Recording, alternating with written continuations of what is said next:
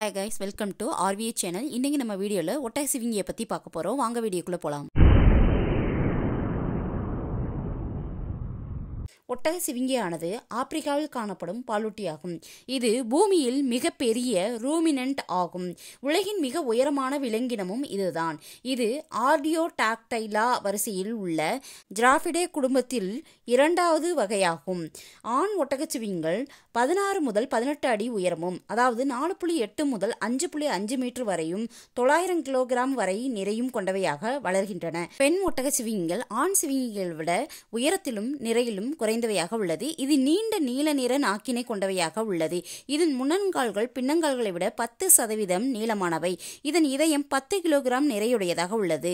ஒட்டக சிவிங்கிகளின் கர்ப்பகாலம் 14 முதல் 15 மாதங்கள் ஆகும். இதனுடைய குட்டிகள் 1.8 மீட்டர் உயரமுடையதாக உள்ளது. இது பிறந்த சில மணி நேரத்திலேயே எழுந்து ஓடக்கூடியதாக உள்ளது. ஒட்டக சிவிங்கிகள் 25% முதல் 50% சிங்கம், சிறுத்தை, கழுதை, புலி மற்றும் ஆப்பிரிக்கா காட்டு நாய்களிடமிருந்து உயிர் தப்பி முழு வளர்ச்சி அடைகின்றன.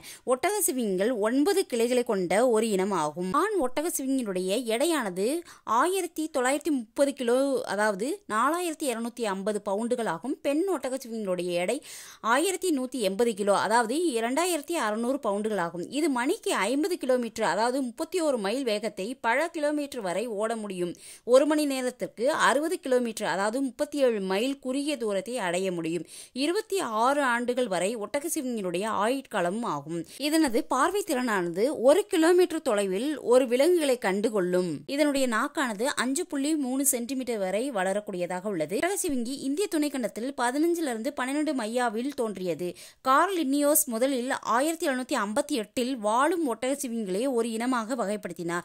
1762 ஜிராஃபா என்ற பொதுவான பெயரை மாதுரின் ஜான் ஃப்ரின்சன் என்பவர் உருவாக்கினார். வீடியோ உங்களுக்கு பிடிச்சிருந்துச்சுன்னா லைக் பண்ணுங்க, ஷேர் பண்ணுங்க, சப்ஸ்கிரைப் பண்ணுங்க. தேங்க்யூ.